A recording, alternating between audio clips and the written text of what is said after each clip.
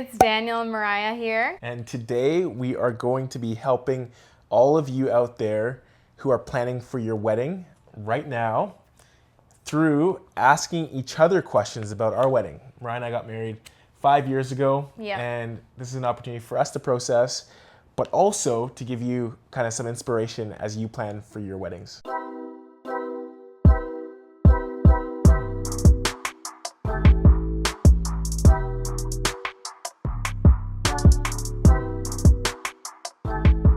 We have 3 questions each.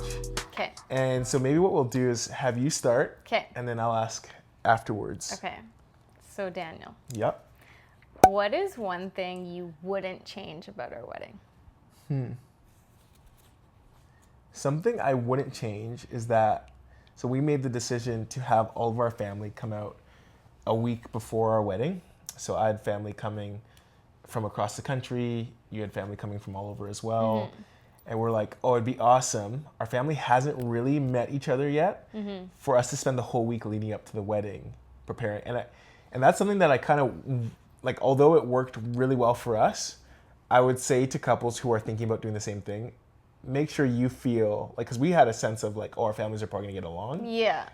So if there's any, like, problematic personalities, you're going to want to think that through. Maybe don't do that, yeah. But we were so glad we did that because our families were able to connect that week. And we're still 5 years later, like, kind of reaping the dividends of that time of connection. Yeah, and we always reminisce. yeah, It like was so much fun. our siblings are friends with each other. Our Because of parents are that. friends. Yeah. Because of that week. Yeah. And yeah, it's not like intuitive, but it was a thing that I was really thankful that And we made sure to plan a bunch of our wedding stuff or like delegate stuff so that week or week and a half we weren't busy doing. I mean, so we could just hang with people. We still had to run a few errands and stuff, but like for the most part we were able to like just hang out. Yeah, and where we were living at the time, a lot of people liked to come in. Like there was a lot of like a touristy pull of where we were the living. summer, yeah. So people were pumped to go do different things together. Yeah. We got a lot of shared experiences, and I was really glad we did that. The question I have for you is, what is your favorite practical thing we did while wedding planning? Something that comes to mind for me is we sent our invites out to people's emails via like a wedding website. Yeah, so we like made a website. We made a website that like had all of our information. Like that's where you RSVP'd. That's where The registry was on that. The registry was on that. The address was on it. The date, the time, all of that.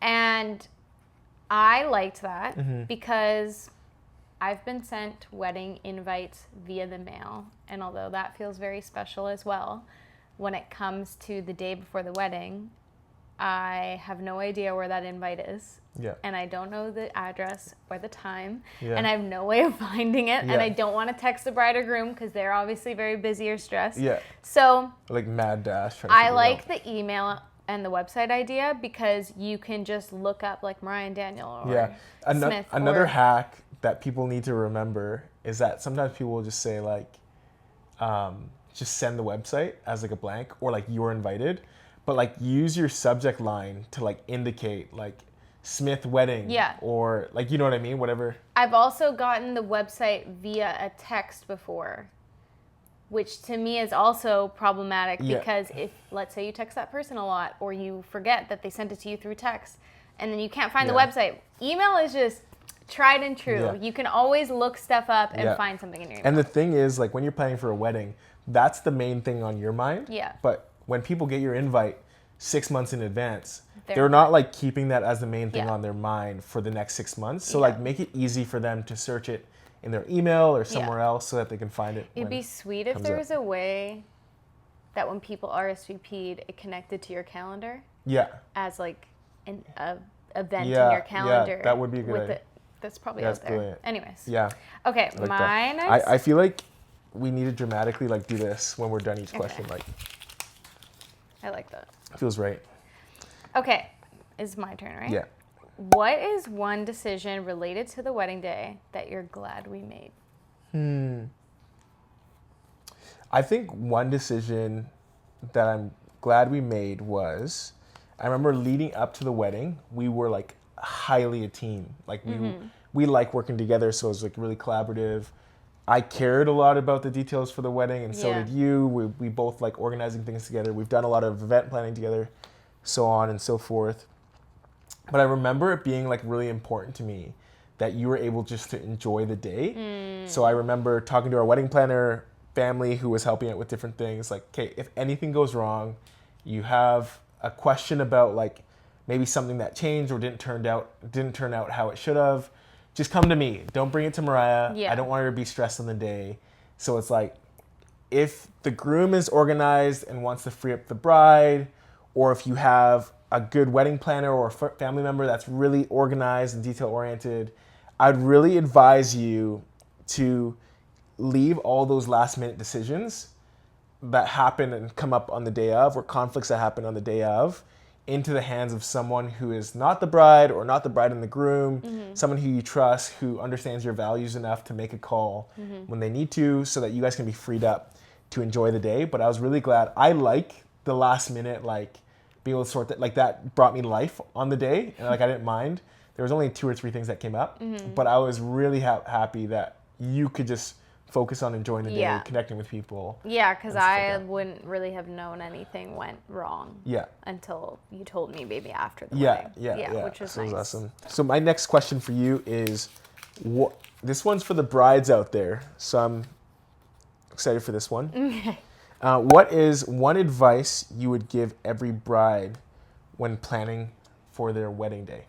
Okay, a piece of advice I would give is make sure you have like snacks on hand, or you have someone that's like their job is to bring you food. Yeah, that's good. And they're reliable, and Yeah. someone like your mom, like Yeah. you, she's for sure gonna bring you food, because during our wedding day, I think because of like the adrenaline and the high energy of it all, I probably didn't eat much in the morning, and then our ceremony was later in the afternoon. After our ceremony, we went to do pictures, and by the time our ceremony was done, I guess because I could like relax a Yeah, bit, you I felt just hungry. felt Yeah. so hungry. Remember that. And we were on our way to pictures, and I was like, I don't feel good. Yeah, and yeah. someone thankfully was able to bring me food, but even just the thought of like, do we have food? Like, is kind of like Yeah, stressing me yeah. out even more. And I think we had to pull over for I remember we Gatorade stopped and at stuff. like we stopped at like a Random gas gas station for like station, yeah, water and yeah. Gatorade.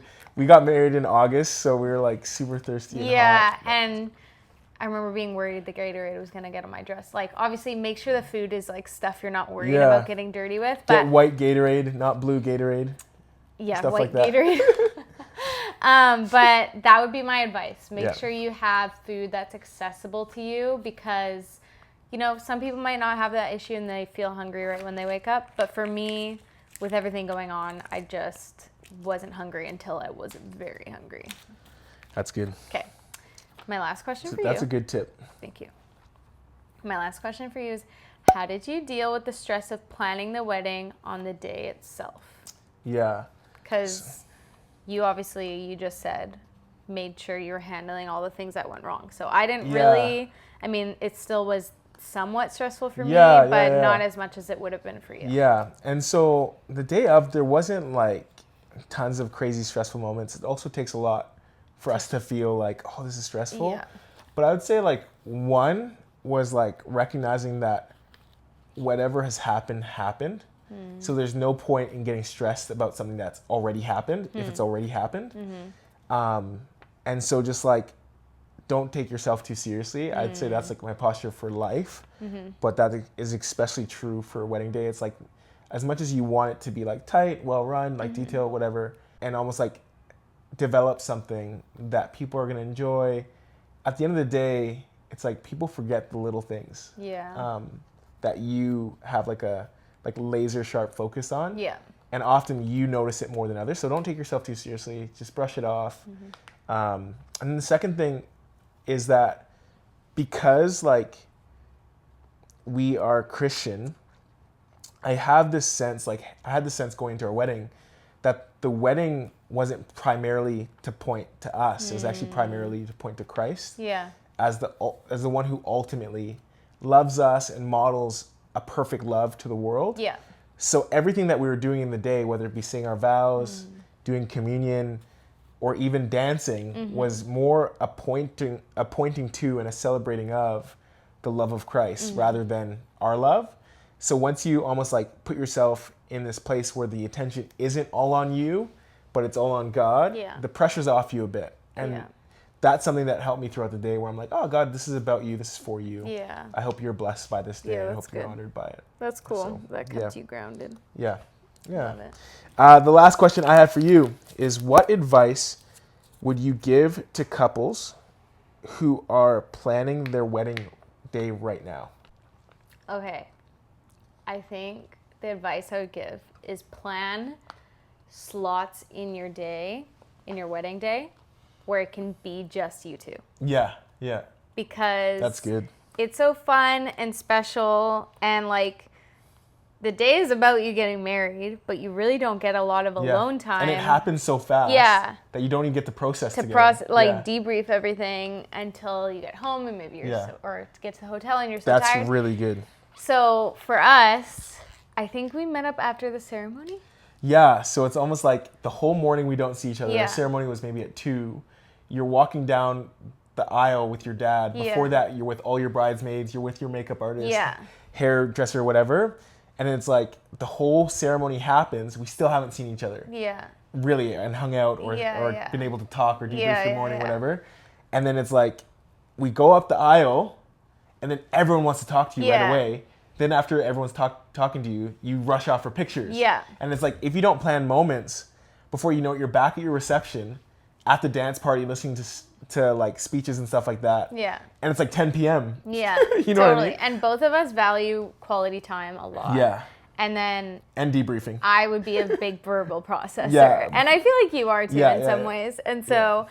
that time that we took, I think it was right after the ceremony, was just really special. It was just like so fun. I remember like it wasn't serious. We were just like laughing and being like, this is so crazy. Like we're married. And that's really good. It was short. It was probably like 10 or 15 minutes or something. And so I would really encourage you to like put one or multiple times in the day. Where so I would, if I was doing it again, I would plan like 3 10 to 15 minutes slots, like one right after the ceremony, one right before the reception, and maybe one during the reception, where you just get to go for a walk around the venue or like go chat or like talk and almost have a moment like, this really just happened, we're married, and or what was the best part of the day so far.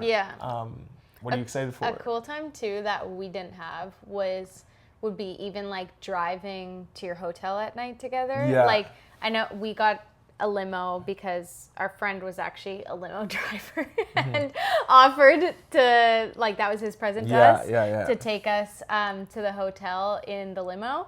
And so I guess we still had debrief time because like it's pretty private.